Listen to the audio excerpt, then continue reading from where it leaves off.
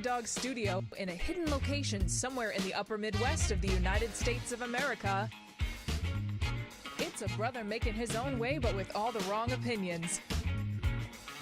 Welcome to the Morning Night Live with your host, the one and only Dawg Knight. Hootie, who?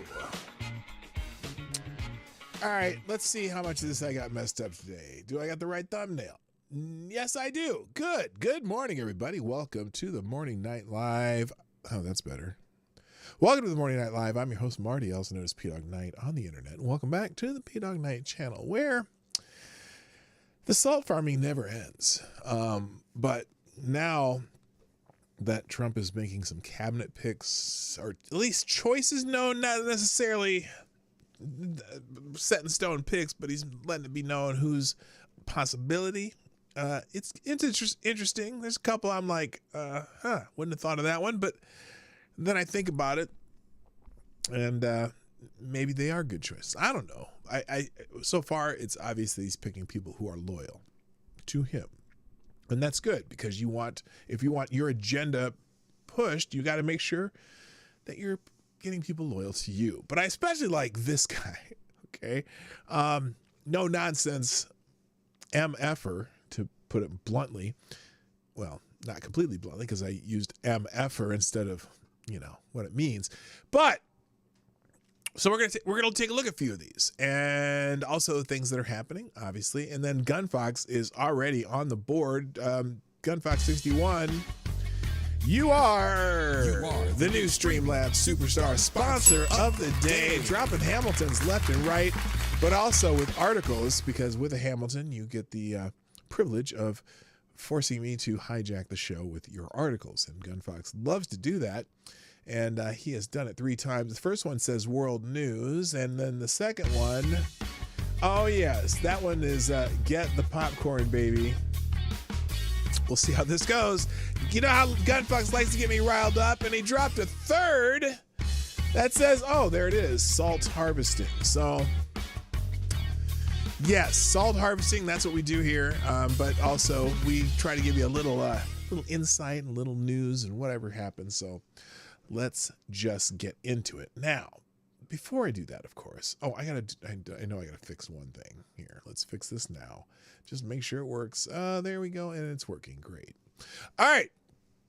Before we do anything, though, we must say hello to the troops. And the troops are fired up. Good morning. First, of course, Mr. Avocados Diablos in the bell.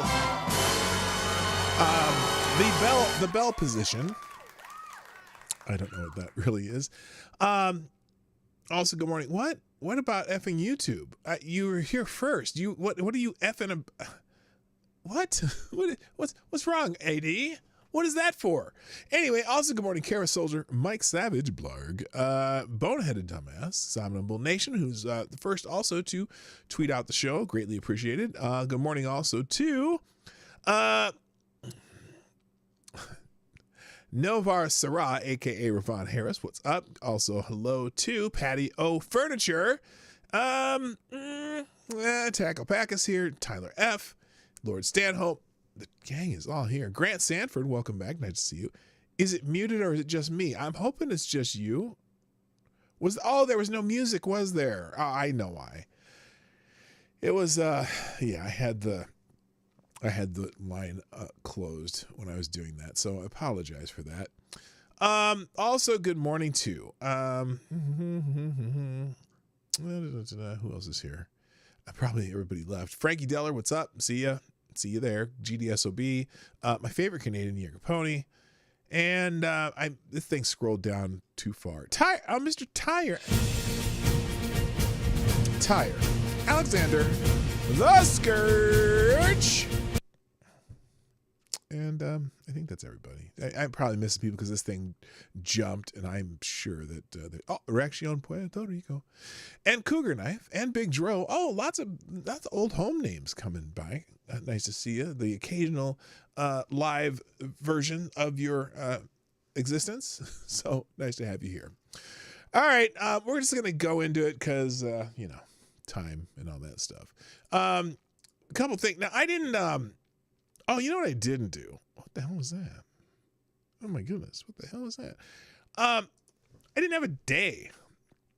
By the way, let me thank some people too, because we've got some Let's Go's, and we're actually on Puerto Rico's Let's Go, little Tom Homan action there. Yes, well, to them it's probably the Sith Lord or Darth Vader or something. I don't know. Darren Root, good morning. But that's a good Let's Go. Also, thank you, Reaction Puerto Rico, Sound Humble Nation, Tyler F, for retweeting my tweet of the show. But if you haven't done so yet, please drop a Let's Go in the comment or in the reply to my tweet of the show. Now, where did I had a copy of that? Let me see. It's there. It's probably there.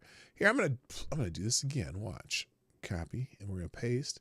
It's in the chat. Hopefully that worked. I don't know if the links work when you do that. Yeah, they do. Okay, good. So click that link that I just dropped in the chat, and just reply "Let's Go" on the app called X, formerly known as Twitter, and that'd be greatly appreciated. It helps get the word out. You don't have to retweet. You can if you want to retweet it too. That's great. Or if you want to like it, I don't care. But drop a "Let's Go." Comments are king on X, the app formerly known as Twitter. So things that are happening now today. There's no special day trending, which is unusual.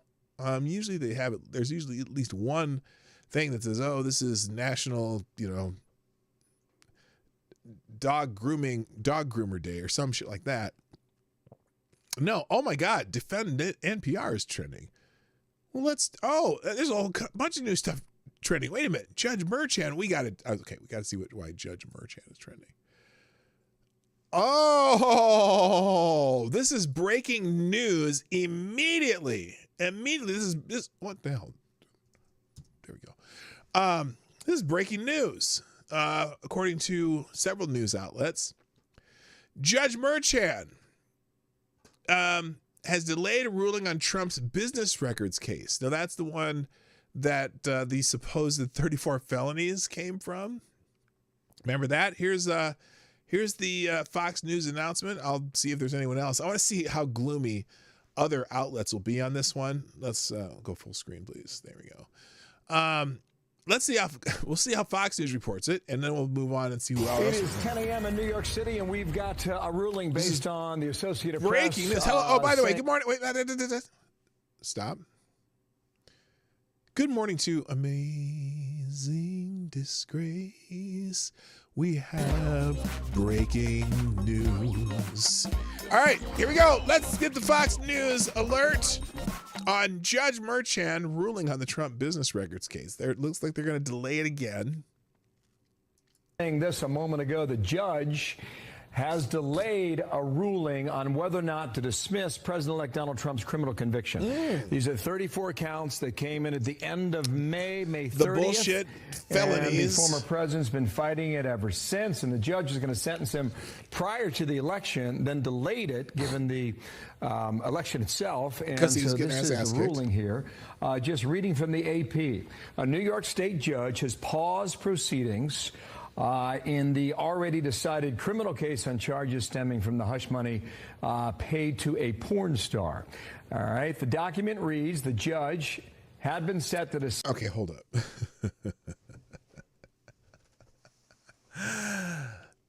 Now, there are some people at Fox News that don't like Donald Trump, and this is one of them. And so notice how much he emphasized the hush money paid to a porn star. You mean the non-disclosure agreement and, paying off an extortionist. That's what it should be. But anyway, I'm going to jump that back a couple seconds so you can hear it again. Listen how he says it. Stemming from the hush money paid to a porn star. All right. The document reads, the judge had been set to decide by today whether or not the conviction could be vacated due to the ruling by the U.S. Supreme Court midsummer back in July on presidential immunity. Trump had also been scheduled to be sentenced on November 26. So this now is a whole new ball of wax. Yes, it is. So interesting. Now let's see some reactions here, because first of all, I know the Democrats and the libs and all that are just going to be pissed off to no end. Did I say good morning to Bookworm Addict and Darren Root? If I haven't, consider it done. Okay. So let's see. Hardened criminal Carmen Sabia says hardened criminals walk in New York City, but in President-elect Donald Trump's case, Judge Merchan wants to wait to sentence him until 2029. That's probably not. It is 10 a.m. in New York City. That's probably not inaccurate. Let's see. Juanita Broderick says, wow, what is going on with Judge Merchan delaying Trump's case until Trump is out of office? That's what they think is happening. Chicago Ray. Breaking. Judge Merchan delays ruling on Trump's case. Andrew McCarthy, Fox News legal analyst, says he would likely delay the case until 2029 due to presidential immunity. If you want Judge Merchan to vacate the case as a way to mark an end to this lawfare against Trump. Okay. Repost if you want to do that. So fasting. Let's see. Do they have Andrew McCarthy's talking about it? Let's see. By the way, so this is still lawfare being played against Trump. You know it is.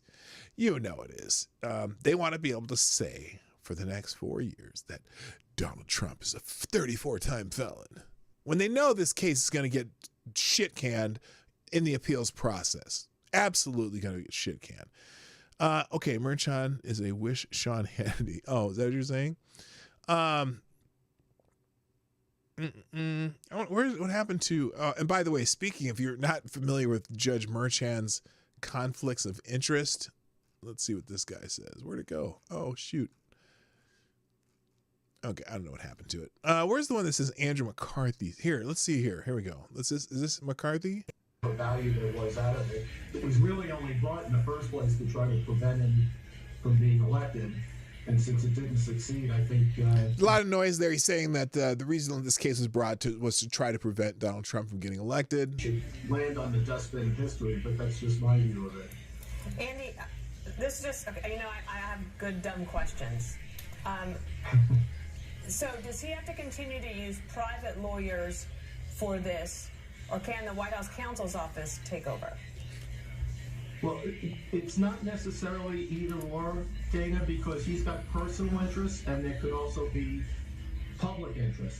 So his personal interest is obviously his criminal liability.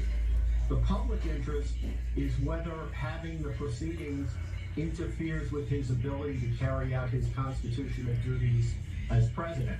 So since there's two sets of interests, there's no problem with having two sets of lawyers who work in their lanes on how this all plays out. So, Andy, what I'm hearing you say, give me a course correction if necessary, is that in the year 2029, when this case is brought back or continued, let's say, he will stand a very good chance at the appellate level to have this case appealed. Oh, hell yeah. And potentially thrown out. It'll be thrown out. That's right, Bill. And, you would pick up, I presume, again, I haven't read it yet, but I presume you would pick up right where we are now, and where we are now is we have a pending immunity issue. And as we saw in the Washington federal case, immunity, because it has to be fully litigated before you do anything else in a criminal case, or at least that's the way it's supposed to happen, it could take a long time just to sort that out before you get to all the other issues in the case. Okay, so that's Andrew McCarthy. I think he was a former Bush. I don't know what he did for the Bush administration. So anyway, but here's about the conflicts of interest too. Here's that's what this one's about. From this case, not only that, the judge's daughter, Lauren Merchan, is the president of a political advocacy group called Authentic Campaigns, whose clients include the Biden-Harris campaign. Just so you understand, the judge's daughter makes millions of dollars working on campaigns against Donald Trump. Here's the website. On the website, it claims the company raised $562 million. This is a major financial incentive by the judge to convict Donald Trump. Not only that, The judge's wife worked for New York Attorney General Letitia James. Oh, Lord, I didn't know that The part. Epoch Times reported that they had reviewed records that show the wife, Laura Merchant, worked for 21 years as special assistant to the Attorney General, including 3 years under Letitia James. She changed jobs 2 years ago. That means the wife worked for Letitia James during the period that Letitia James was building her case against Donald Trump. Is it just me, or does this seem like corruption to anyone else? Okay, it is corruption, but they'll never admit it. So anyway, there you go. Breaking news. Judge Merchan's going to suspend this case until after Donald Trump's presidency. So there'll be lawfare. And here's what it does. And I don't know, maybe Trump will find a way to appeal this prior to, or at least earlier. This person's brilliant. Judge Merchant cannot dismiss a case against Donald Trump. He was convicted of 34 charges by a jury of his peers. To do that would be an insult to them and to the rule of law. I don't give a shit if he was elected. If he's guilty, so sentence him. Hey, moron, you realize that there's new information that maybe just will throw the case out, period. That's so funny. That, you know, they're going to be salty about this. Judge Merchant, please hold him accountable. For what? For a case that you made up and bend the law so badly to make it work? It's embarrassing. Judge Merchant will be embarrassed in the appeals process no matter how long they drag this out.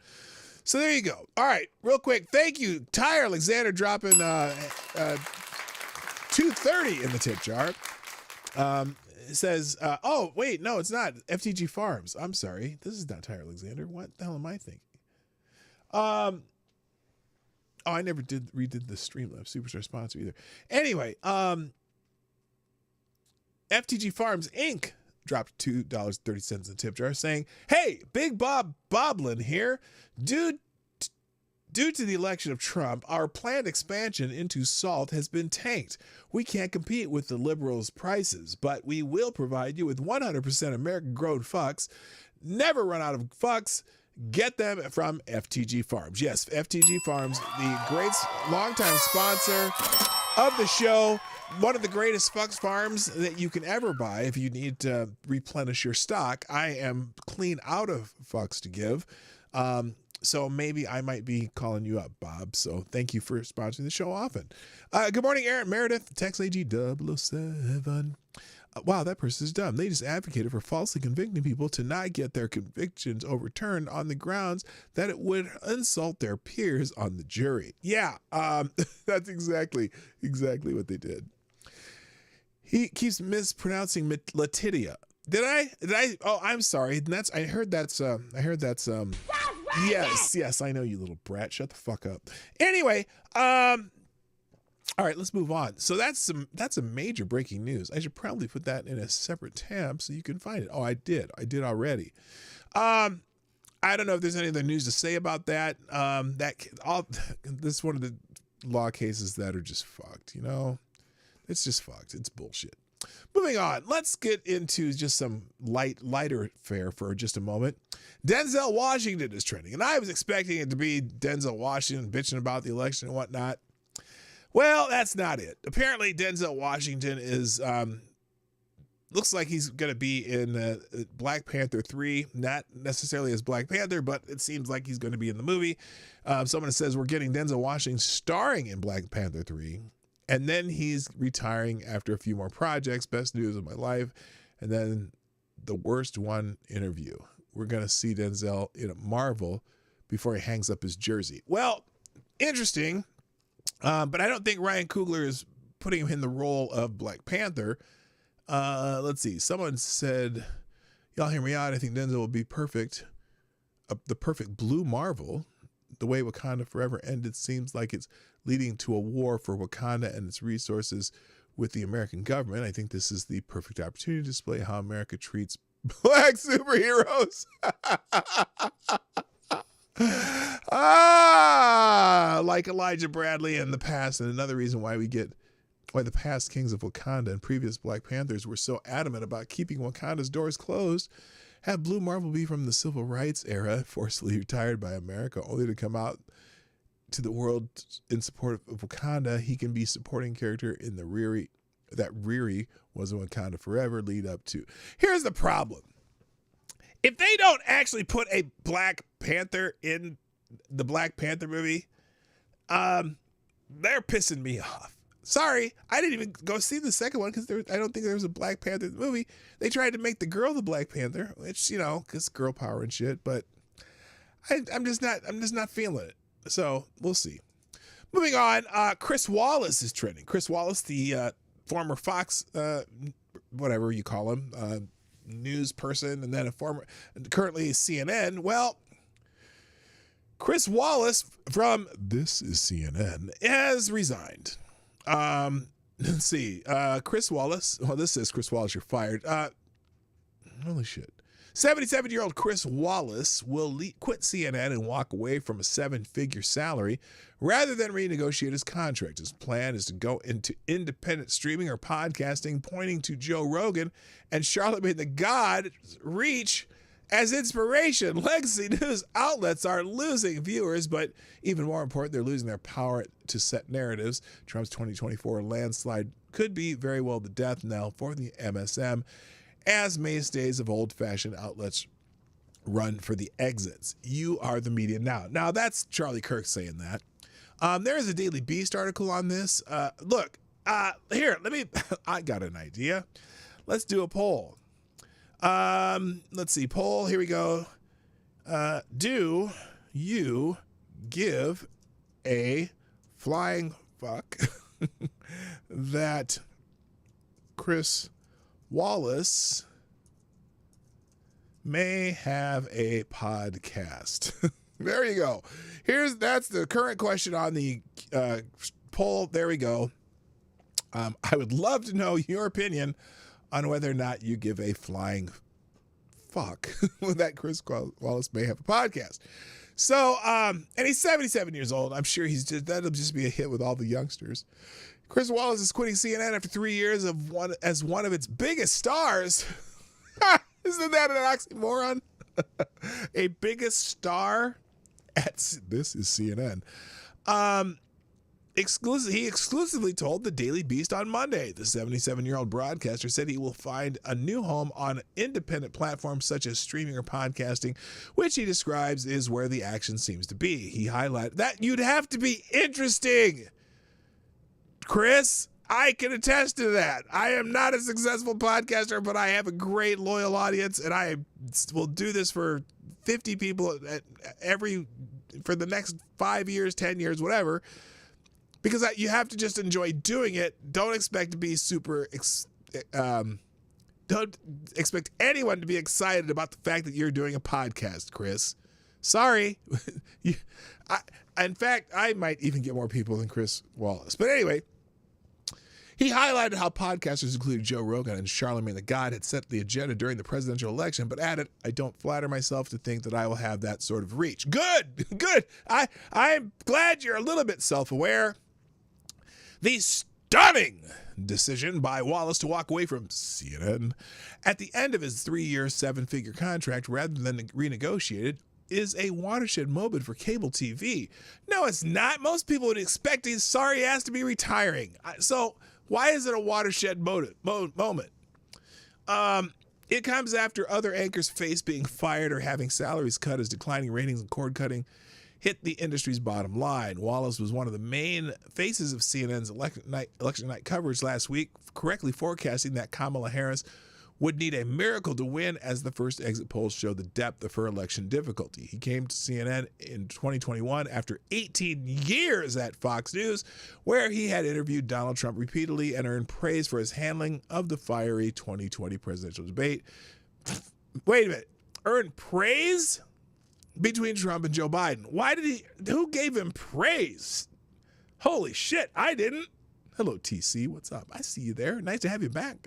Welcome. I know your schedule's different.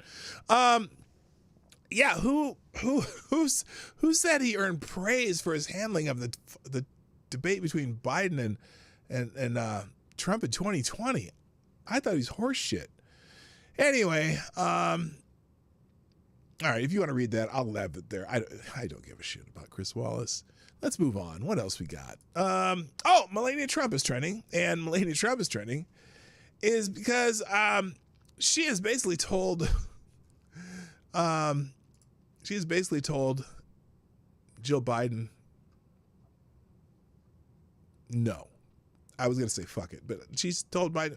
So anyway, what has happened here? What had happened was Melania Trump has rejected a White House meeting with Jill Biden. Melania reportedly turned down a traditional White House team meeting, citing the 2022 Mar-a-Lago raid under Biden's administration. A source close to Melania pointed to FBI agents searching through her personal items during a classified documents probe, an investigation that was later dismissed by Judge Eileen Cannon in July.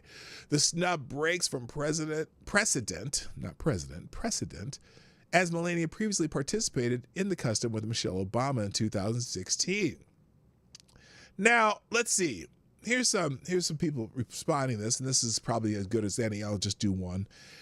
Melania's decision to reject the White House meeting with Jill Biden is both bold and justified. Her actions send a powerful message about standing firm on principles and not glossing over disrespectful treatment. The 2022 Mar-a-Lago raid, with agents searching her personal belongings, was not just invasive, but emblematic of the overreach and disregard shown toward her family. Melania has every right to decline a tradition that would otherwise symbolize goodwill, especially when the current administration has failed to extend basic respect. It's a move that reflects her strength and grace and unwillingness to partake in empty gestures. Sometimes breaking precedent is necessary to uphold dignity and accountability. I guess I have one caveat on that. Jill Biden involved in that? I kind of don't think so, but I can see why she might just say, well, why she might just say, here, wait a minute, I gotta remove the distractions here. Why she might just say, fuck you. There. It's a little dramatic, but that's sometimes I gotta be that way. All right, the poll, is it a poll? Yes, the poll is, I'm closing the poll. Do you give a flying fuck that Chris Wallace may have a podcast? Who said yes? Yes, as a way to make fun of him? I don't know. I'm ending the poll. Forget it. All right. So that's why Melania Trump is trending. Yippee. Moving on. First Lady is also trending. That's because, well, First Lady Melania Trump. Now, there's another reason though First Lady is trending, and this is a little bit different.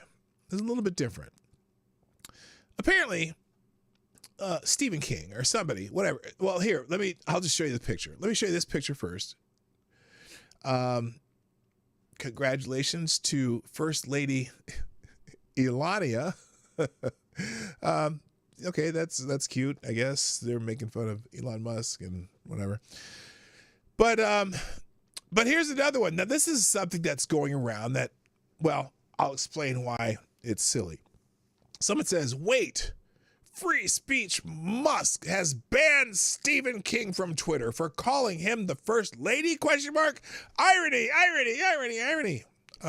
Well, there's a little caveat to that one.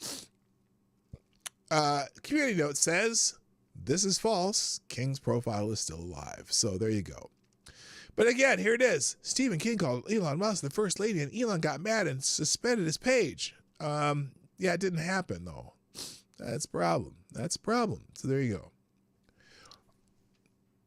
go. So anyway, the real First Lady is Elon Musk. He's going to be so mad about it. I saw someone suggest the name Elonia, whatever.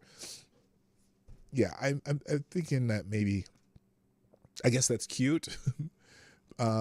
And look, it's probably the closest that the left has ever gotten to a decent meme. So I guess I'll give him a bell for it. There you go. All right, Oprah Winfrey's trending. Now, this is wild. And it's not so much because of Oprah, but because of the Harris campaign. and Harpo Studios. So here's apparently fact: every celebrity, including Oprah or left-wing podcaster who took money from the Kamala Harris campaign and did not disclose they were a paid political advertisement, broke federal law. Get a lawyer now. So here's what's his face? You know this guy. Who's this guy? I can't remember his name. Anyway, here $1 million to interview her in September. $1 million. He paid Oprah $1 million to interview her. Okay, there's two $500,000 payments to the Harpo Studios to paying Oprah to interview her. Wait, Cougar and Knife, hello. Oprah's going to be the next Epstein Diddy. You know, there's a lot of stories about Oprah and that shit. But anyway, Jesse Waters, thank you, Avocado Stably. She was saving democracy. She should have done it for free. Kamala scared donors by calling Trump a dictator, got $1 billion, then just gave it to her friends and blew the rest on being a diva. Kamala went on a podcast, remember Call Her Daddy? But she didn't want to go to their studio in LA. So she made the host fly to DC and used campaign cash to build a fake set in a hotel room. She spent more than $100,000 to build it. That set, see it? 2 chairs, a coffee table, and a bookshelf. That's 6 figures. $100,000 for that? Now I think it was at Gutfield said they could have built it for $6,000. And I'm surprised it even be that much. That's the set they built for $100,000 in a hotel room. Now we looked at the set. We probably could have done it for around $6,000. Oh, that's Jesse Waters just said that. That's without labor. But where'd the rest of the money go? We don't know. They paid somebody $100,000 for that shit. All right. So anyway, FEC records show that 2 separate payments of $500,000, the Federal Election Commission, from the Harris campaign to Oprah's production company in October. Thanks for playing. So this is the, there it is, to pay over $1 million to Harpo Productions, probably for that interview. Now, someone here says, this is funny, because they got fact-checked right away. Well, here, what are they reacting to? Okay, here it is. Sounds like this should be a bigger scandal. There were 7 swing state concerts that involved high-priced performers: Katy Perry, Lady Gaga, John Bon Jovi, Ricky Martin, and more, who seemingly end up costing the Harris campaign more than $20 million on event production alone, and reportedly even more on paying celebrities to appear. Even Oprah Winfrey charged the campaign $1 million to show up. The campaign went so far into debt that the campaign was reportedly forced to scrap Canadian 90s indie pop singer Alanis Morissette to save money. Really? Why were they bringing her in? She's not even American. The pop concert campaign strategy is said to have been the brainchild of former Obama advisors on the campaign. So this is talking about why Kamala Harris is $20 million in debt after raising over $1 billion for his campaign, to which this Jonathan Friedman fellow says, just zero evidence or reason to believe that Oprah or any celebrities got an appearance fee for showing up or performing at campaign events. Totally baseless stuff here. Oprah's already denied this silliness. It will be verifiable by campaign spending reports. Spectator hasn't issued any correction because it's not legit. And writer Stephen Miller is a different Stephen Miller, is a right-wing mouthpiece. Don't believe this silly shit. Well, readers added context on a community note that says Oprah's already denied. Wait a minute. FEC filings show that Harpo Productions, where Oprah Winfrey holds a 90% ownership stake, received 2 payments totaling $1 million. $1 million. Yes. So anyway, there's a difference between paying production costs back to Harpo for what was essentially creating a TV show and paying for Oprah to appear. As this column notes, there's indeed evidence of the latter. Use common sense. Well, wait a minute. If it's supposed to be an exclusive interview with Oprah Winfrey invited me to come talk to you, and then the campaign pays the person who's interviewing you, you shouldn't even disclose that maybe you're being charged to be interviewed by Oprah Winfrey? I don't know. That just seems like You know, at least we got the FEC reports. Derpity derp. Interesting. So anyway, but we already knew that some of these music performers were being paid for their appearances. And it'll show up in the FEC records, and then they'll be like, well, how did you spend over $1 billion and be $20 million in debt? Well, we kept throwing out millions to these people to come perform because, you know, they're popular and shit. Good morning, Cannibalistic Wizard. You get the horns. And Annalyn, good morning. What's up? Okay, so that's why Oprah and Harpo Studios are trending. Let's move on. Then there's Harpo Studios. Oh, here we go. What's this say? Oh, and apparently somebody caught up with Oprah and asked her about it. This is probably pretty good. Let's see. Oprah's looking pretty ragged here. Hey, Oprah, good morning. How are you, darling? You looking very good. How do you think the election went? Not talking about the election. Thank you very much. Oh, is it true that they paid you $1 million for the endorsement for Kamala? Not true. Not true, okay. I was paid nothing, ever. What do you think about all the celebrities with their mass exodus? Whoa, nothing ever. Well, your studio, which you own 95% share in the studio, got paid $1 million. Now, we don't know why in general, but they paid you something. I'm not talking about it. Do you think Prince Harry's gonna lose his visa now that Trump's president? Holy shit. Why would he ask that? Thank you, Oprah. Hey, so anyway, Oprah didn't want to talk about it, and I don't think she was looking good there. She was looking pretty ragged, if you ask me. I'm just saying. So anyway, there you go. That's why Oprah's studying. Oh, by the way, let's see. Oh, and by the way, someone says,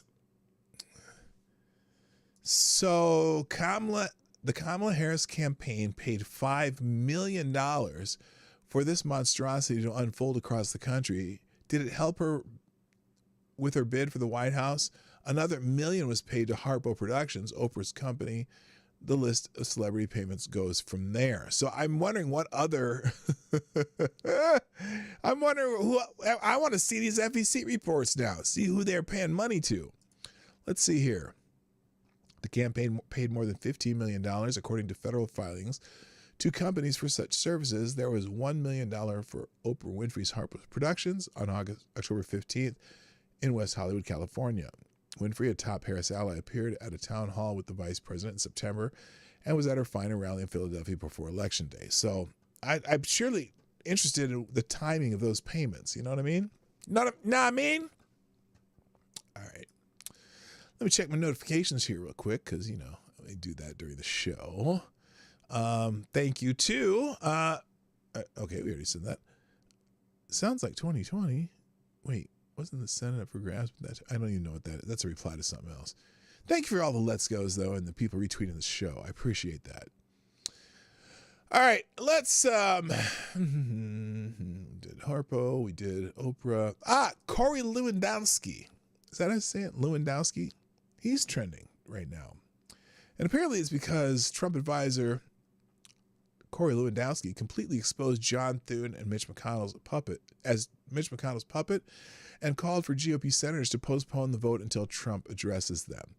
They should push this vote back past Wednesday morning so that Donald Trump has the opportunity to address this conference and have U.S. senators understand exactly what Donald Trump wants, which is he wants a partner in the U.S. Senate, not someone who's going to be an obstacle. They're doing it in secret and so quick because they know they're betraying the whole country. So again, they decided to do this Senate Majority Leader vote before the new senators are sworn in, and Mitch McConnell wants it to be a secret ballot, right? Because Mitch McConnell wants a McConnell ally in the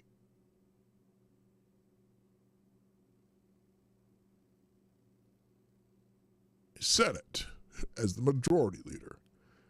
Oh, did I have a moment there? I'm trying to figure it out. Anyway, so here's Corey Lewandowski giving his opinion on this bullshit.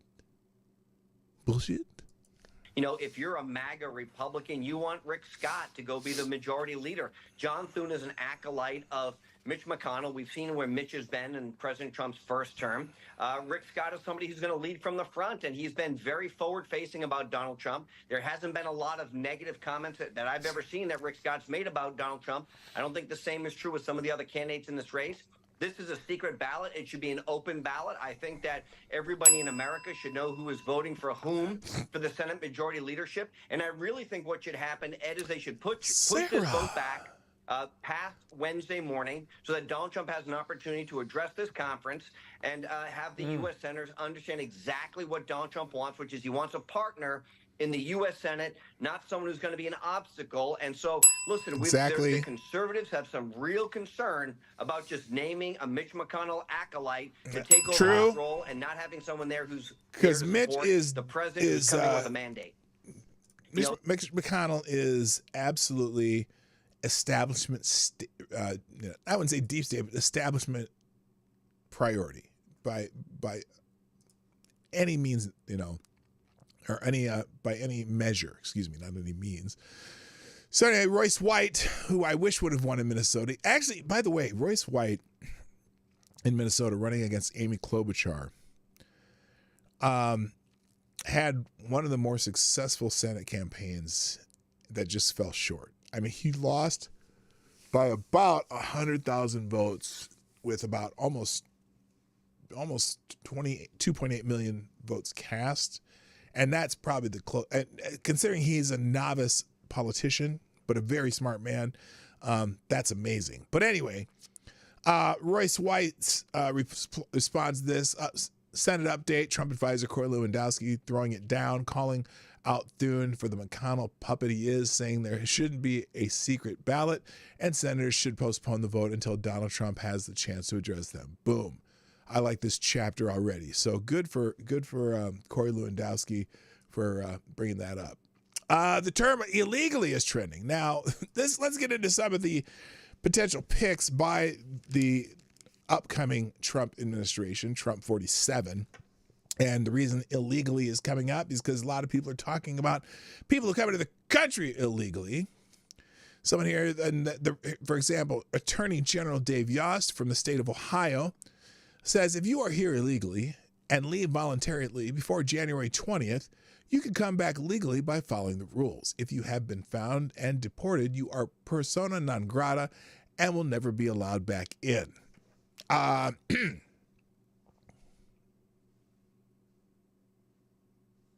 Work. There we go. I like that idea.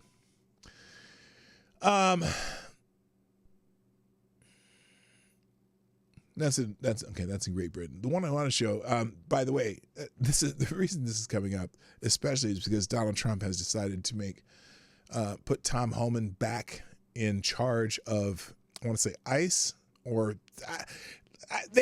people keep saying border czar. There is no position called border czar. But someone said, I think we got a U.S.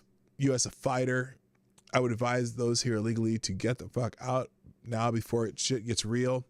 They're going to bring in Tom Homan. Now, what's interesting about this, though, that ever since Tom Homan's name has been brought up, people on the right or Republicans or whatever, and people on the left have been posting the same exact clips generally. And the perception of one side is these are great and for this side, and the others are saying it's great for this side. So, but I'm going to bring up this exchange again between Tom Homan and AOC. And this is one of those clips because people on the left are saying, oh, this just proves this guy's just the worst. And the people on the right have said, this proves this guy is the fucking bomb best. So here it is. This exchange is extraordinary, not just because in a normal world you wouldn't have to point out that crossing the border illegally is a crime, and there's nothing different about families being separated if they cross the border illegally. So this is because right now everyone's talking about family separation. The hags on The View are, oh, he's going to separate families, blah blah blah, or So anyway, here's this exchange. This is one of the great exchanges in the congressional testimony history. Here we go. Yes, I signed that memo. So you are the author of the family separation policy? I am not the author of this memo. You're not the author, that is federal but you law. signed the memo. Yes, a zero tolerance memo.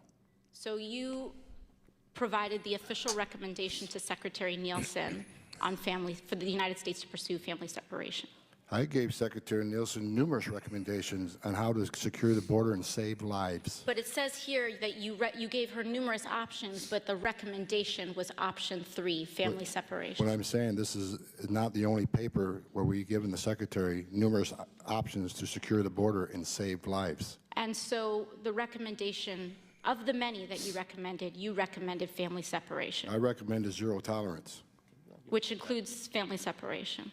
The same as is whenever a U.S. citizen parent gets arrested when they're with a child. Zero tolerance was interpreted as the policy that separated children from their If I get arrested for DUI and I have a young child in the car, I'm going to be separated. When I was a police officer in New York and I arrested a father for domestic violence, I separated that father from his Mr. Holman, family. with all due respect, legal asylees are not charged with any crime. Okay. No, I'm going to let him say it. I'm going to let him say it. Every time I see this, I want to stop right there and tell this dummy. First of all, if you cross the border illegally, you're not a legal asylee. Just because, and now, granted, the Biden administration has not been following the law and process them all. Everyone who knows the word asylum, they process and let in the country. But they're not legal asylees, but we'll get to that. Let Tom Holman do it. He does it so much better than I. When you're in the country illegally, it's violation 8 United States Code 1325. Seeking asylum is legal. If you want to seek asylum, you go through the port of entry, do it the legal way. The Attorney General of the United States has made that clear. Okay. Mr. Chair, she choked. She choked. Yes, I signed that memo. So you are the author of the family separation policy. I know I want to watch it again, but I didn't want to. I want to watch it again, but I'm not going to. All right. So anyway, and so now Tom Holman is kind of giving a message out for people who might be in the country illegally. And here it is. Are you planning on deporting American citizens? No.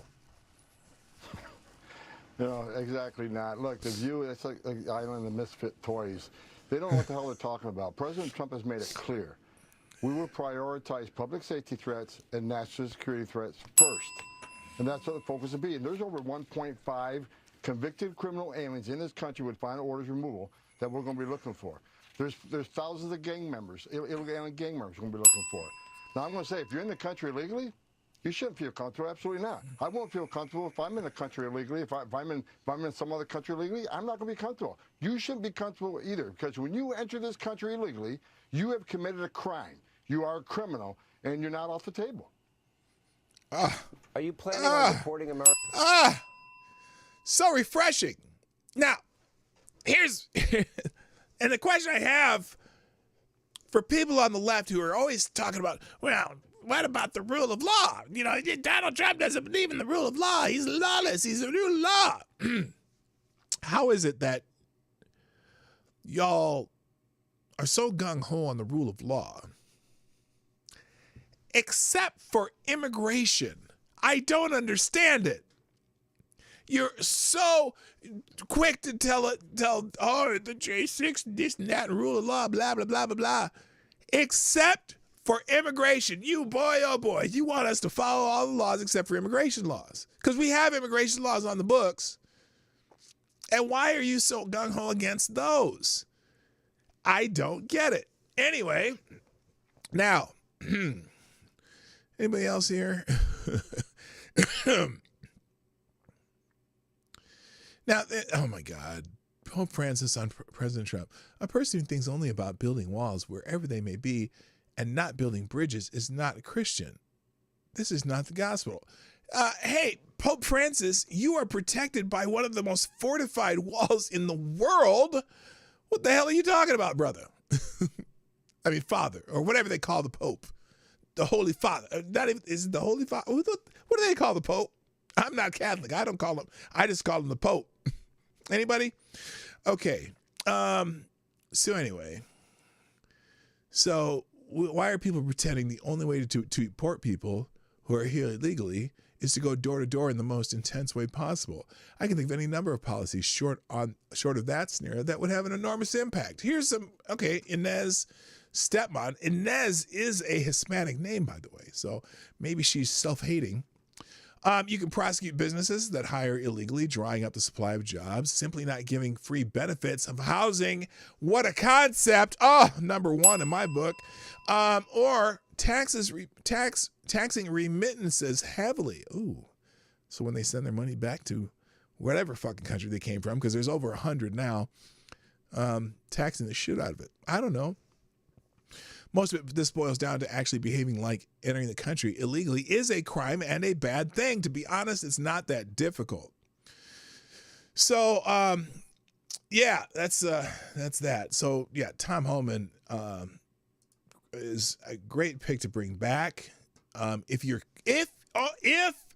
think we should follow the law, like all you people, again, you're so gung ho about talking about. No one is above the law except for people who cross our border illegally for some reason. And I just don't understand it. All right. By the way, real quick, hello, Andrew Thorstein. I think I said already. Rod Lyons in the house. Sarah, old friend from, I can't remember. I always get it mixed up. You're in Ohio now, not in Michigan, or you're in Michigan and not Ohio. I know you moved. I don't remember which it was. And then also Lord Stanhope is here. So like the boy is here. Yeah, boy. And if I missed you, I'm working at GDSOB. I think I already said. Welcome everybody who's here. I appreciate y'all coming by. 39 people or 40 people here, 23 likes. Let's fix that right now. While I got you thinking about it. All right, let's move on.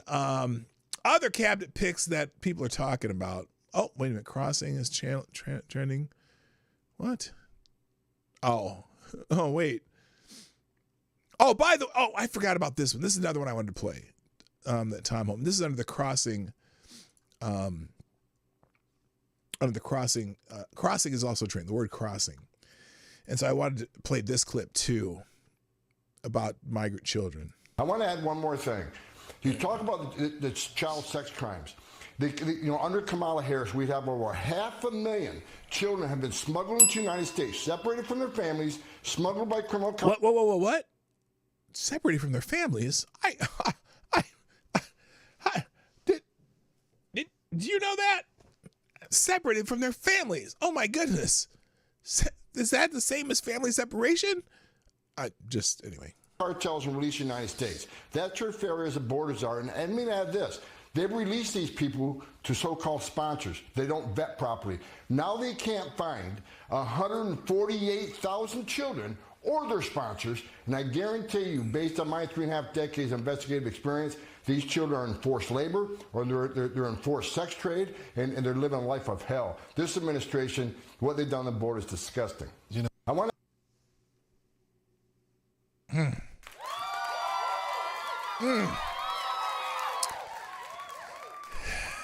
They try to shame you for wanting to enforce the law because no one is above the law, and yet there you go. All right, now the big thing that's happening right now is Donald Trump is talking about people he'd like to be in his cabinet, and I don't know if does he have to have the people in his cabinet approved or whatever by the United States Senate? I think so, but I don't think he's going to have any problem with that. But he's naming a few people, and we're just going to go down this new cabinet picks. What do you call this? Tab talking, whatever. It'll be in the links. Trump new cabinet picks, including Lee Zeldin for the EPA. Elisa Stefanik? What's her name? For the UN ambassador. Kash Patel, possibly for the CIA director. Now, I don't know. And I also mentioned like Kristi Noem is one of the people for, what did he have Kristi Noem for? Let's see, Kristi Noem for,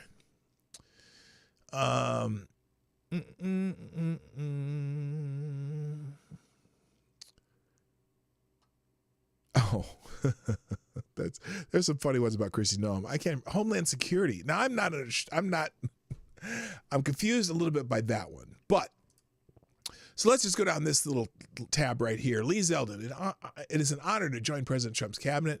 As EPA administrator, we will restore U.S. energy dominance, revitalize our auto industry, and bring back American jobs and make the U.S. a global leader of AI. We will do so while protecting access to clean air and water. Now, that's interesting because, you always think of the EPA as strictly talking about environmental issues, and he's talking about how we're going to make sure the EPA is,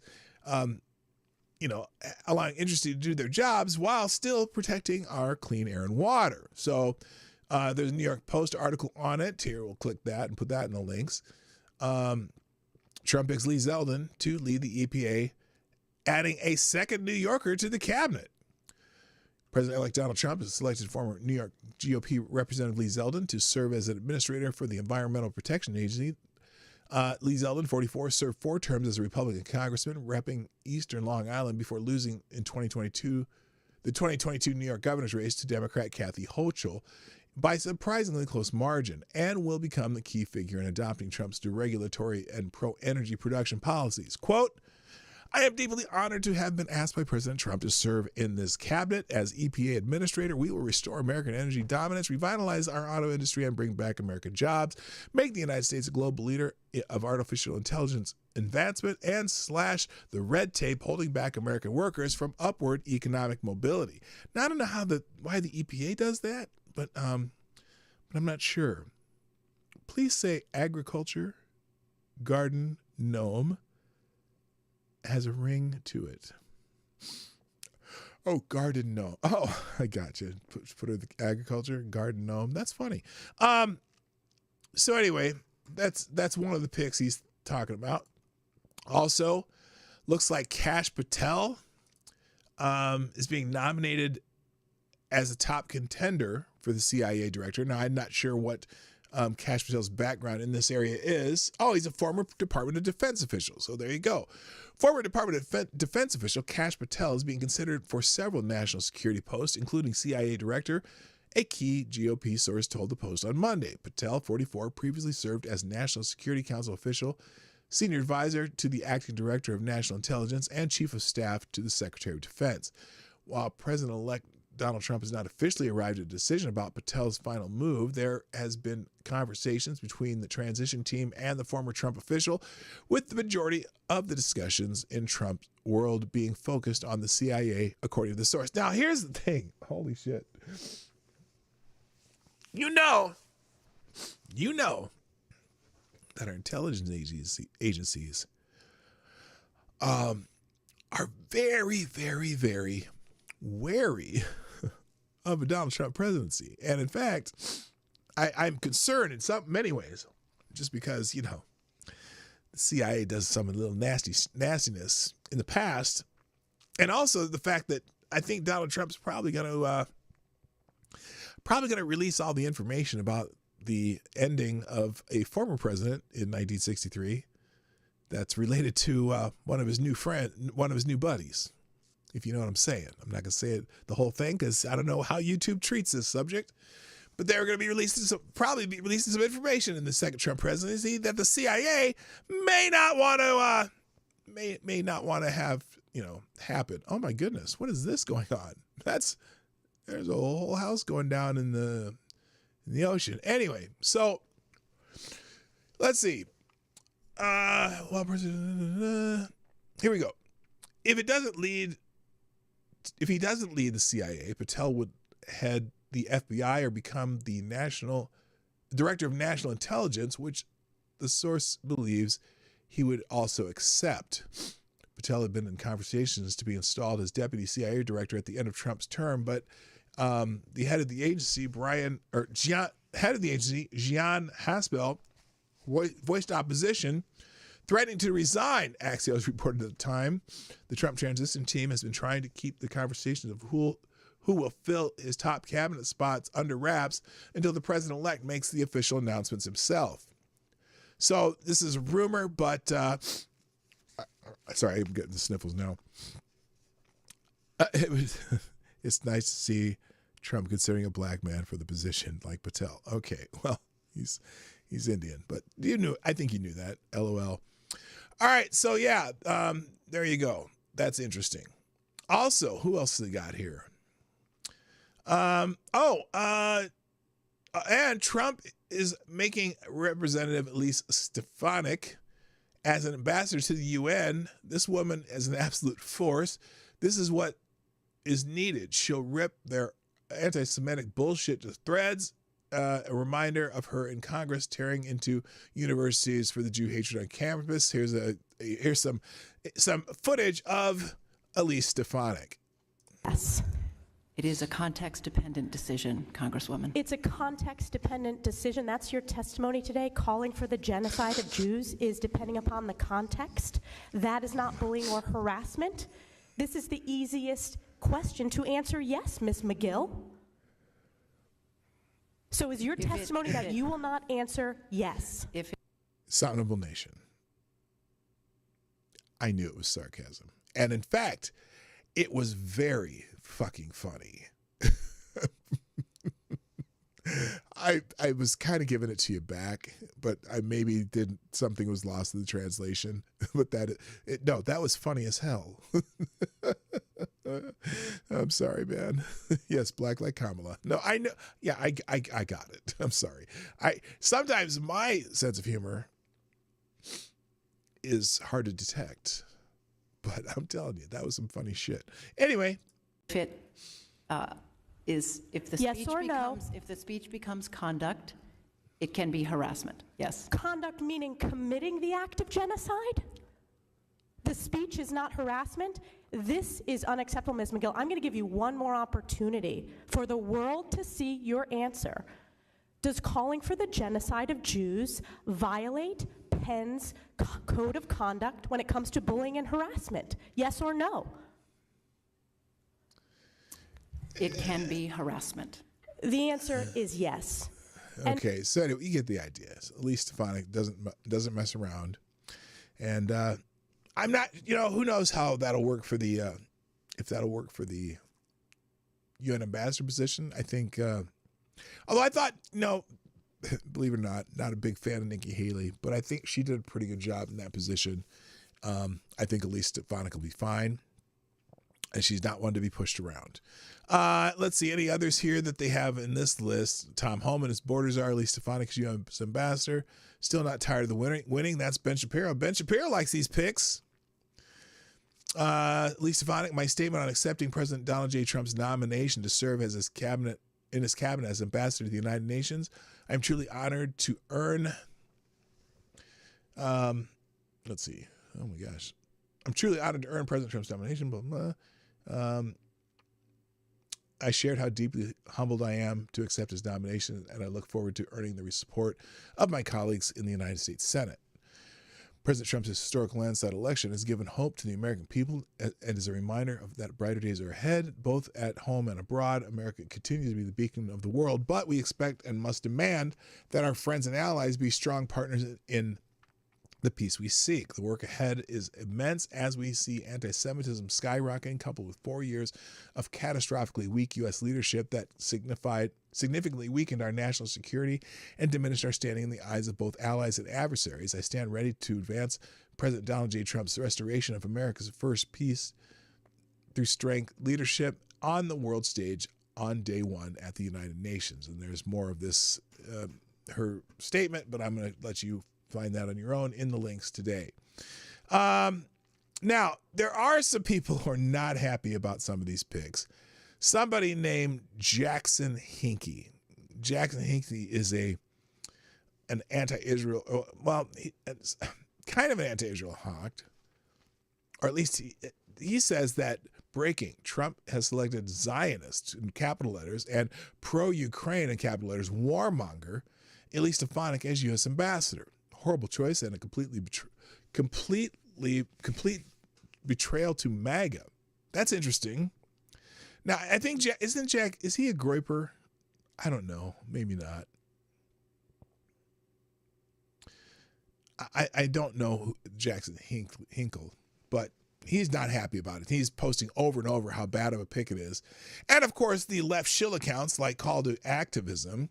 Donald Trump has offered Lee Stefanik, a woman who ran for her life on January 6th and then called insurrectionist patriots, the job as U.S. Ambassador to the United Nations. She is a traitor, and this is ridiculous. Hey, I got an idea that this account, as well as many of the other Twitter shill accounts for Democrats, I bet they're not going to like any of the picks. So here's what I think about that. And in the immortal words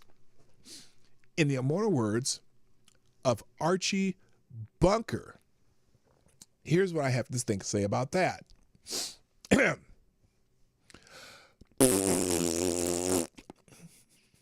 Thank you very much. That was that's my imitation of Archie Bunker. That's kind of what he would have said about it. I was paraphrasing, but it's close enough. So anyway, also President Trump has selected Representative Mike Waltz as his national security advisor. Waltz is a hard critic of NATO and wants to force other countries to pay their share instead of just the U.S. So that's in line with something Trump would want. Now, sometimes you have to look at who criticizes choices to determine what you think about those choices. And so that right after that one, Nick Fuentes is upset about that choice. Trump appoints Mike Waltz as his national security advisor. Terrible choice. Waltz is a former Dick Cheney advisor who is obsessed with destroying China and was booed by CPAC for saying that the U.S. should remain in Afghanistan forever. This is how it starts. Now, if that's true, maybe I'm not so happy about it. But I don't know. I'm not a fan of Nick Fuentes either. He's a dickhead. And so I don't know what to think about Mike Waltz. Don't know much about him. Also, Marco Rubio for Secretary of State. And I got to... Okay, this one... Do I still have this in the links? Do I have... here it is. Here now, again, when you say, how do you feel about a choice that Trump makes based on how people react? This is concerning that he chose Marco Rubio for Secretary of State. Why? Well, today's Daily Krasenstein comes from Mr. Ed Krasenstein, who says, I actually feel good about Marco Rubio being Trump's Secretary of State pick, which is the very reason why I don't expect Trump to actually officially nominate him. I'm concerned.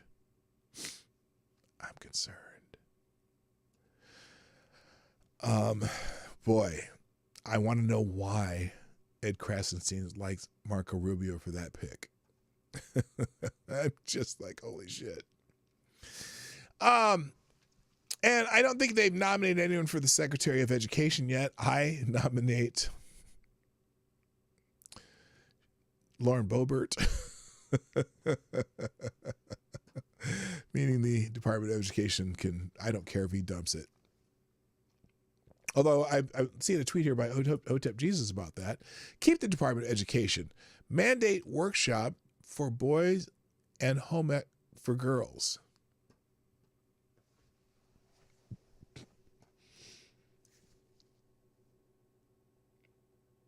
Mandate workshop for boys and home ec for girls. He's going to get letters. I'm telling you. Ebony Williams, what's up? Nice to have you here. And I said selected boy already. I got you. Okay. Nice to have you drop in. All right. So, I guess the more talked about cabinet picks are Kristi Noem. And this is the one that confused me a little bit because I don't know why other than the fact that she's super loyal to Donald Trump, why Kristi Noem would be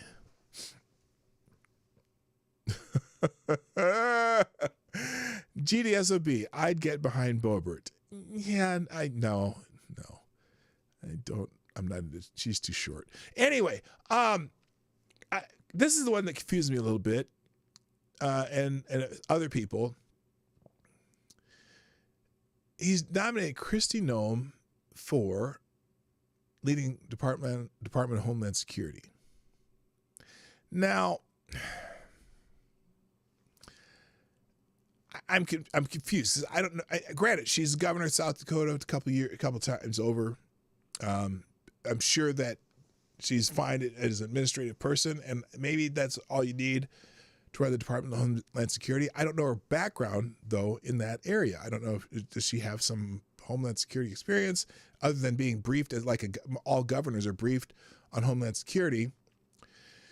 But here's what she says about it. And, what is this? Senator Kristi Noem, the South Dakota Republican governor, who made Cato's top 5 list of governors watching out for the taxpayer in one of the most efficiently run states in the... Okay. One of the most efficiently run states. This is an interview with her. Let me come back to this. She says the American people know how to spend their own money by eliminating the government. Okay, what that has to do with that? Hang on. People are saying, people are upset about this. So this Max guy who is a big-time Ron DeSantis supporter, nominating dog killer Kristi Noem is a betrayal of Peanut the Squirrel. I think he's been a little tongue-in-cheek there. I love President Trump, but his advisors make big mistakes telling him to nominate Kristi Noem. And most people are saying they like the picks up to this one. Joy Manorino, this is a super Trump account, basically. The more I think about it, Kristi Noem shot her own dog in cold blood and wrote about it in a book. Not the kind of person I'd want to be friends with, but probably the kind of person I'd want leading the DHS. Okay, he's warming up to the idea. Right-wing dad, why not pick someone with military background or any type of intelligence background to be director of Homeland Security? Kristi Noem is by far the worst pick so far. A lot of people seem to be saying that Kristi Noem for DHS is ridiculous unless we are at risk of invasion by sheepdogs. He needs to rethink this, or the Senate needs to block this one. I can't think of a single person who's going to say, I feel safer knowing Kristi Noem is running DHS. I'm confused about it too. People saying it's the worst pick so far, Kristi Noem to be DHS secretary.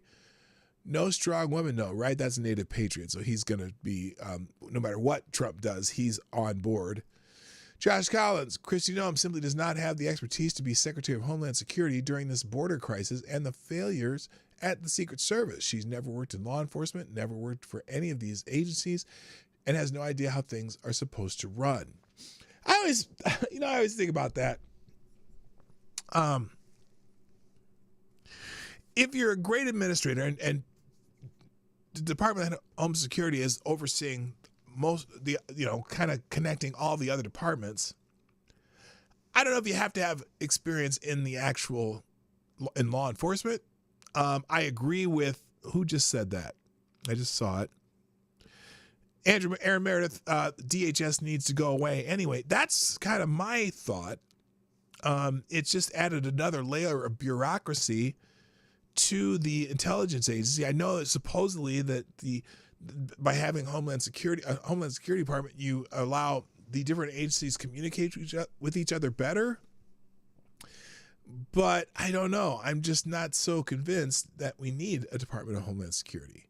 How about just improving having communications liaisons between the different different agencies, and you don't need a whole nother department to do that. But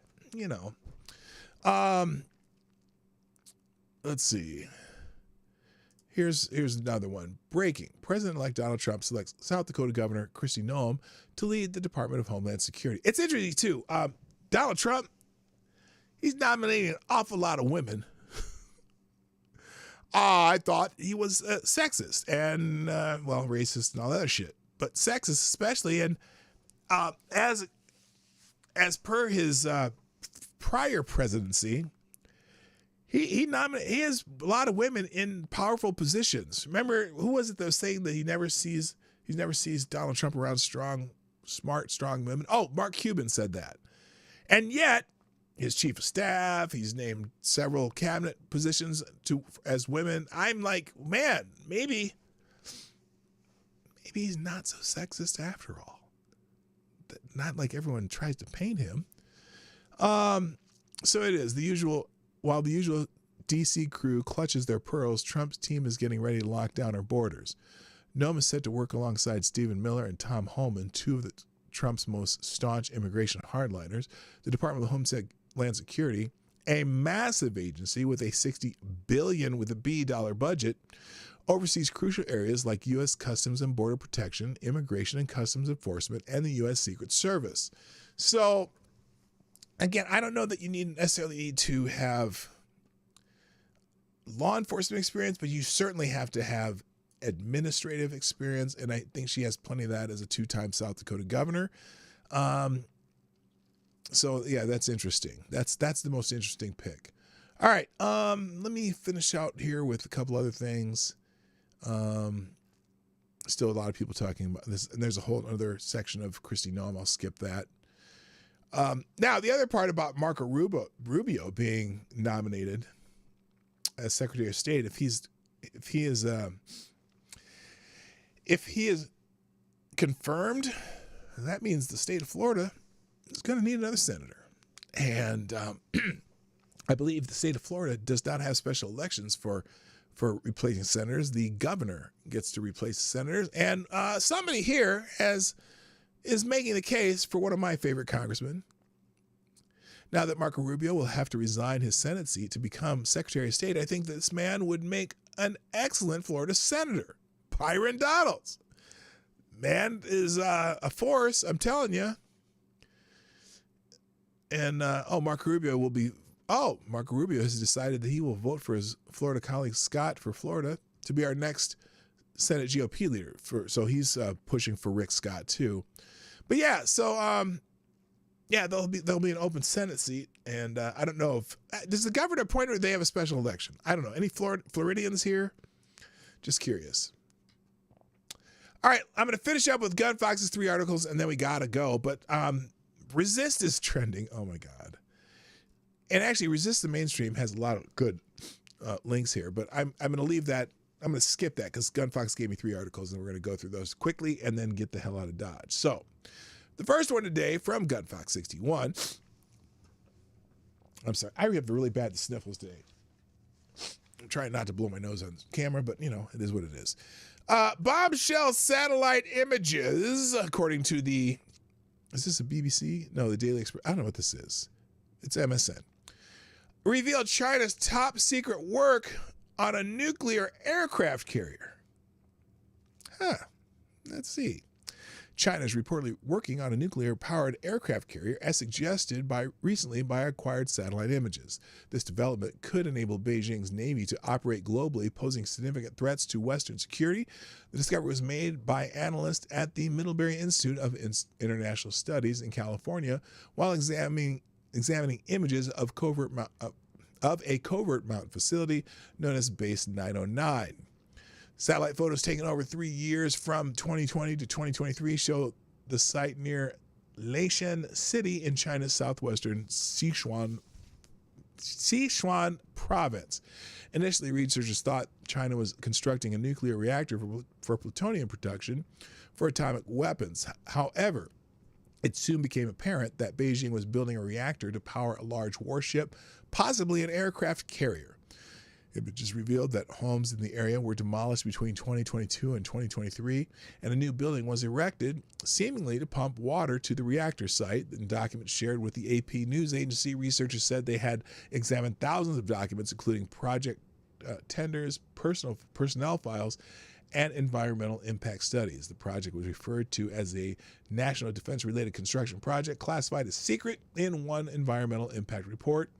Researchers have concluded that a comprehensive 19-page report that China might be on track to construct a nuclear-powered aircraft carrier, indicating a significant advancement in its naval capabilities. Yeah, see, I know that we have them, and they can travel long ways without having a whole lot of other stuff going on. So that's interesting. Is China trying to, look, maybe they're... I'm not making excuses for them, but they're making progress on some shit for them, and it can be concerning. Let's just put it that way. Second article that Gun Fox is tempting to lay off the booger sugar. Yeah, I don't know. I've never even tried that before. I'm not planning on doing it. No, I'm not Kamala Harris or Vladimir Zelensky. The second article Gunfox has deigned upon me is from the Readout blog, Joy Reid's blog, with writers Jahan Jones. So we know this will be a classic. And I'm going to guess that when I read the headline and the subheadline, one of those lines will be the first line of the article. Let's find out. Sheargrath, what's up? Nice to see you. I had to think about it. No, I haven't. I'm trying to think of what I've tried, and I know I haven't tried it. So there you go. Anyway, AOC denounces anyone engaging in online vitriol after Trump's victory, Democrats included. Oh, is she calling out her own side? On Instagram, Ocasio-Cortez got real about the threats that Trump's presidency is likely to pose and said there's just a certain cash and reward to being an asshole, including on the left. Oh, damn. She's calling out her own side. Representative Alexandria Ocasio-Cortez hosted a postmortem of sorts on her Instagram account over the weekend, using the platform to connect with voters over Donald Trump's election victory and how to best prepare for the days and years ahead. I don't know, you could resign and just melt into the woodwork. At one point, in response to a question about Democrats infighting and the post-election rancor, more generally, the New York Democrat announced those who have been all too eager to engage in malicious finger-pointing after the election. Despite the fact that Trump ran a campaign, oh good God. Oh, I have to read this. Despite the fact that Trump ran a campaign steeped in white racial grievance, and the fact that MAGA influencers were literally calling for white men specifically to get out to the polls. Okay, yeah, because nobody ever heard of trying to get a specific demographic to get out to the polls, but I get why he may be concerned. Some commentators have resorted to tired takes about Kamala Harris losing because the party leaned too much into identity politics. Well, they did have special phone calls for every different racial demographic, separate but equal. Anyway, the Democratic ticket didn't actually lean into identity politics, except for Barack Obama excoriating black men, except for bitching about Hispanic voters instead of having a special white dudes for Harris call. No, they didn't lean into identity politics at all. But some in the party have settled on that line of thought as well, such as Representative Tom Suozzi, a Democrat from New York, and Seth Moulton, Democrat from Massachusetts, who suggested that Democrats' support for trans people's rights helped spell their doom this cycle. Without naming names, Ocasio-Cortez said on Instagram, quote, "This is not an insignificant problem. It's interesting that we are in like a cultural moment, like on the left and the right, like, and the center, like there's just a certain cash and rewards for being an asshole. Like, and yeah, like we've seen it on the right and we also like see it on the left. And like, I actually think that we like need to be paying more attention, like to how a person is, because a lot of people like use righteous and popular causes like for an excuse, like or a smokescreen, and to let out like their worst impulses or like ways that they wish they could treat people like. And I think we need to pay a lot more attention like to that in terms of deciding like how to trust and like who to trust as we move forward. I think it's really like a big deal. Okay, I embellished a little bit, okay? I just had to. Anyway, now, what's his name? Jahan? Jahan says, I agree. Oh my God, you agree with a Democrat? Amazing. I do think a lot of liberals are spending far too much time trying to score cheap political points when it would be far more productive for them to be girding their constituents and the country against the looming Trump presidency. Oh my gosh, a looming Trump presidency. Oh, I'm so scared. And all the illiberalism it could entail. You mean like, what do you, maybe you don't understand what illiberalism means. Like, because some things like free speech, that's really considered a liberal thing, right? Not as in liberal politically, but liberal as in philosophically, but you know what I mean. Anyway, the criticism actually extends to one of Ocasio-Cortez's top allies in the Senate, Bernie Sanders, as well. AOC basically wanted to refocus people's attention on what lies ahead. I said that weirdly. Although she did take time to ask for feedback from people who voted for her and for Trump, which is another weird one. I can't believe there's people who voted for both of them. Like they voted for AOC for Congress, but they voted for Trump for president. Go figure. She also spoke about how misconceptions among immigrant communities, including documented citizens who voted to help benefit Trump. Misconceptions? Like what? And she said some people don't seem to grasp what a Trump presidency is likely to mean. Quote, I think like a lot of people were finding like out this week that what a tariff means, and like that a tariff is not what China like or someone other countries pays. It's what you pay, what we pay. I think a lot of people aren't ready for mass deportation, like, and what that means, like in 1 in every 15 people in this country lives in a mixed status family. Do they know? I think, well, of course, 93% of all statistics are made up, so who knows? So that means we're talking about 1 in every 15 people potentially having their families broken apart. I don't think we're ready for that, including what it means for the economy. 1 in 15. That was a percentage. I'm not 100% buying that still. 330 million people? I don't think so.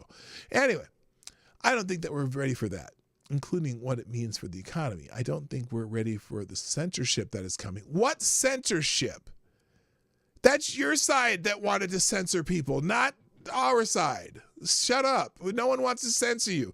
I want you to say as much as you possibly can because you look stupid when you talk and people will start to realize it. That's what I want. Okay? No censorship's coming, honey. I don't think we're ready. Okay. And for a whole lot more. But our job right now is to get ready and to prepare. Now, does that preparation look like? Ocasio-Cortez said she's still taking a moment to process her plan, but she said she'll personally be doing a lot more direct communication, i.e. methods other than social media, which can be overrun with unverified claims and outright propaganda. Yes, y'all are good at it too. Oh, you meant, never mind. Quote, I think I'll be planning on using my email list to give a lot more thorough and specific things about what's on my mind and how to prepare for things, he said. And she encourages her followers to get out of their online bubbles. Except they're all leaving X for Blue Sky or some shit like that. Quote, my recommendation is to join and enter a community right now, whether there's a church or your knitting circle or mosque or temple, or whether it is joining New York City Democratic Socialists of America or Working Families Party and interest group to get into a physical community. For those in despair, she talked about intentional joy being a radical act of defiance. Yeah, that got you pretty far. I mean, listen, the fear is telling us something, but I also want to underscore how important it is during this time that it is actually important to be intentional about living and living fully and bringing joy into the day to day. And loving on people who you love, she said. There is like this scolding culture sometimes where it's like if someone dares to be happy in public, people want to like pounce on them. I didn't even add those likes. Those are in the quote. We are actually going to need that now more than ever, not in some gauzy, bubblegum kind of way or kind of deny how bad everything is kind of way, but that cultivating it is a tool of our survival. So, yeah, great, AOC. You're fucking brilliant. And then the last Fox article is also, this is Deadline Legal Blog, but also from MSNBC. Yay! And this is by Jordan Rubin, who looks a lot like Jahan, whatever his name was. Joe Biden can still prevent a second Trump administration from resuming executions. The federal death penalty will continue to exist under the second Trump administration. The president-elect's ability to make quick use of it is up to the outgoing Democratic president. So let's see what this is. This is a strategy for the death penalty. Joe Biden campaigned against the death penalty in a successful 2021 run for presidency. His victory followed an unprecedented string of federal executions during Donald Trump's first term. Trump's ability to pick up where he left off depends on Biden, who has the power before he leaves office to commute federal inmates' death sentences to life in prison. The president previously expressed a desire for this outcome. Here's what his campaign website said in 2020 about eliminating the death penalty. Quote, over 160 individuals who've been sentenced to death in this country since 1973 have later been exonerated. Because we can't ensure we get death penalty cases right every time, Biden will work to pass legislation to eliminate the death penalty at the federal level and incentivize states that follow the federal government's example. These individuals should instead serve life sentences without probation or parole. Well, they'll find that cruel and unusual too eventually. Biden, while leaving office without passing federal legislation eliminating the death penalty, so there's no federal example for states to follow, but he can still make good on the last part by commuting death sentences to life sentences. It's unclear if he will. Despite his campaign pledge, it's hard to say Biden's administration is fully against capital punishment. During his tenure, the federal government has both sought new death sentences and defending existing ones. To be sure, Biden's Attorney General, Merrick Garland, imposed an executive moratorium in 2021, so the administration hasn't been carrying them out. But the incoming Trump team will likely reverse course with 40 people listed on federal death row. If that happens, then there may be court challenges to executions on a case-by-case basis, like during Trump's first term, but the Supreme Court's Republican-appointed majority helped his death penalty push right through to the end. On January 15, 2021, just days before Biden took office, the High Court reversed a lower court's execution stay in the case of Dustin Higgs, making him the 13th federal prisoner executed in 6 months. Well, what did he do? I'm curious. And how solid was the evidence? I'm not a fan of the death penalty, but I'm not against it either. But it has to be lock, stock, and barrel, case closed, for sure, whatever. Prior to July 2020, the federal government hadn't executed anyone in 17 years. Sadly, it's not surprising that the court grants this extraordinary request. Justice Sonia Sotomayor wrote, dissenting in the Higgs case. She continued, over the past 6 months, this court has repeatedly sidestepped the usual deliberative processes, often at the government's request, allowing it to push forward with an unprecedented breakneck timetable of executions. With due judicial consideration, some of the government's arguments may have prevailed, and in some, even many of these executions may have been ultimately been allowed to proceed. Others may not have been. Either way, the court should not have sanctioned these executions without resolving these critical issues. The stakes are simply too high.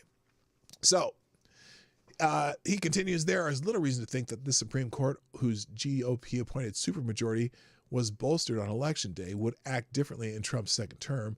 It's up to Biden whether he wants to give Trump and his justice the chance. So there's a whole bunch of people talking about different strategies that the current administration can use to thwart the will of the incoming administration, not just on death penalty cases, but all sorts of things. Federal hiring, like hiring specific protected jobs so Trump can't fire people in certain agencies. There's all kinds of stuff. And, Democrats obviously want to do everything they can to thwart the, Trump agenda. And it's interesting to see, but with a majority House and a majority Senate, it's going to be harder for them to do it. So they're pulling out all the little tricks of the trade. I wasn't going to be shocked if all of a sudden Joe Biden nominated 4 Supreme Court nominees. But the problem with that now is Donald Trump will have a majority Senate and could just, bump that up to however many he needed to, and then it could just be a vicious cycle of adding people to the Supreme Court. I don't think Biden's going to do it. I thought for sure he would.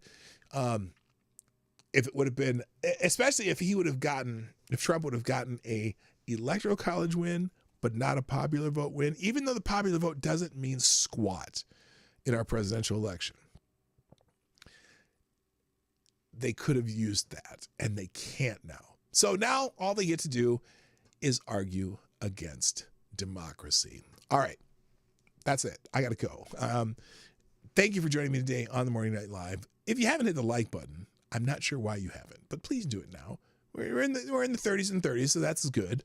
Also, I'll be back tomorrow the same time, around 10 o'clock Eastern. I'm here every day. Share this stream and let people know that we're here. Hopefully we'll get, we'll grow the show a little more. And if you want to sponsor the show, pdognight.live is the best place to do it. 24 hours a day. You have all the other stuff in the description, but that's always the best place because, if you do it through YouTube, they just take too much of the money. So consider doing that sometime in the near future. So that's it.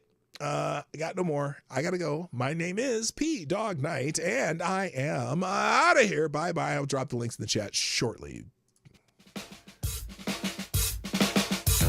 Hey, this is Dawg Knight, and thank you for watching today on the Dawg Knight Channel. If you have an observation or remark you'd like to make about this video or my channel, I absolutely welcome you to write it in the comment section down below. I really look forward to hearing from you. And before you go, if you like what you saw but you're not already subscribed, please make sure you hit the subscribe button and definitely click that bell that pops up afterwards so you'll be notified when I post new videos or when we go live. I broadcast my live show, The Morning Night Live, Monday through Friday at 10 o'clock Eastern, 9 o'clock Central. A special thank you to all the supporters of this channel who share our videos on social media and who make donations through Streamlabs, YouTube, Venmo, and Cash App, which are all linked in the description down below. Thanks again, and until next time, I'm Dawg Knight, and I'm out of here.